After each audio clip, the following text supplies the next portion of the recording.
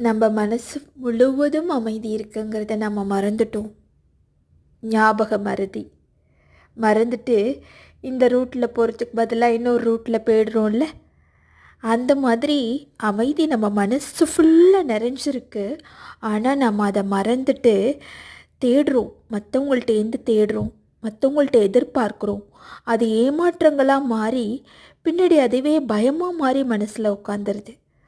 அப்புறம் பாருங்கள், இந்த பொருளில் எனக்கு அமைதி கிடைக்காதா, இந்த பொருளை வாங்கினா எனக்கு அமைதி கிடைக்காதா, இந்த விஷயத்தை செஞ்சால் எனக்கு அமைதி கிடைச்சிடும், இல்லை இந்த இடத்துக்கு போனால் எனக்கு அமைதி கிடைச்சிரும்னு நம்ம தேடி ஓடி ஓடி களைப்பே நம்ம மனசில் கவலையாக மாறிடுச்சு.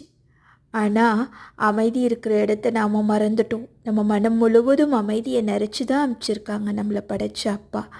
இதை நம்ம உணர உணர அமைதியை உணரும்.